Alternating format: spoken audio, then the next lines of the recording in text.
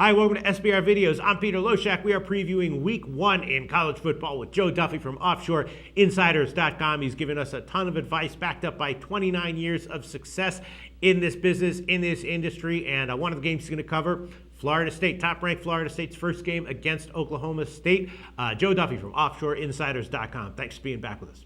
Thank you, Peter. All right, give a quick, well-earned plug for OffshoreInsiders.com before we hear your analysis of Florida State's first game. Yeah, no, this is just barely a taste of all the research that we do on all the games. I've been at this for 27 years. I picked up a few tricks along the way. We know we're just looking for a small edge in each game. So I hit in the upper 50%. So we're not going to claim to hit 70, 80%. We don't claim to have inside information. We always disclose why you should bet a play. And get my picks at OffshoreInsiders.com. Some great prices right now. All right, Joe. Well, you covered 41 preseason games in the NFL with us, so I thank you for all that, all those thoughts and all that opinion. You had a winning record. You wound up going 22-19, but you started out. Your first week was great, and then your last week was the losing week. And some people came in and slammed you for that. But overall, you still had a winning record, 22-19, profitable. And again, it's super tough to come out ahead covering that many games. You're not cherry picking any of those games. What do you have to say to the people who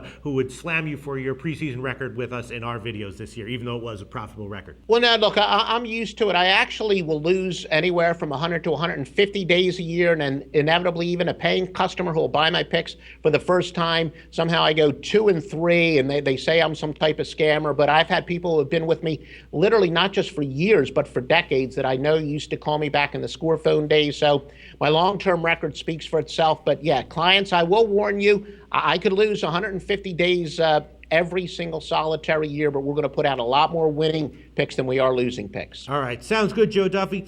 Florida State is a 17.5-point favorite here, total 63. These lines haven't moved much, and this is going to be played in Arlington, Texas, so maybe that's a slight home location advantage for Oklahoma State. Not exactly sure.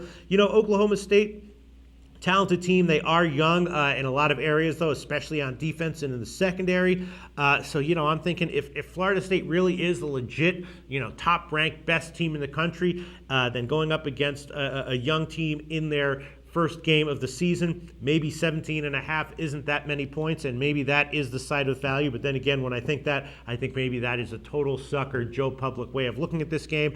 So as of right now, it's a total pass for me. Joe Duffy, what's your take on this game and these lines? Well, the ironic thing is I always enter the season with a couple of things that I write down on paper to things to look for. And among those things would be like Florida State. Last year, they just destroyed teams.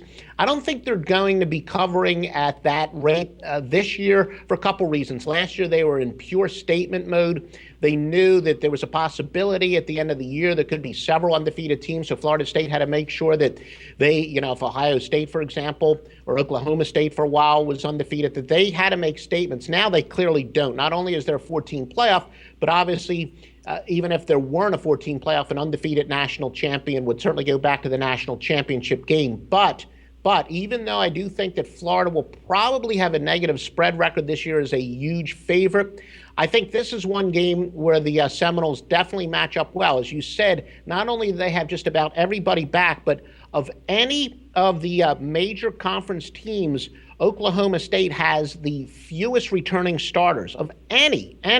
They only have 9 starters back, and that's of the 5 major conferences, and they're playing the wrong team to be doing that. We know that how loaded Florida State is.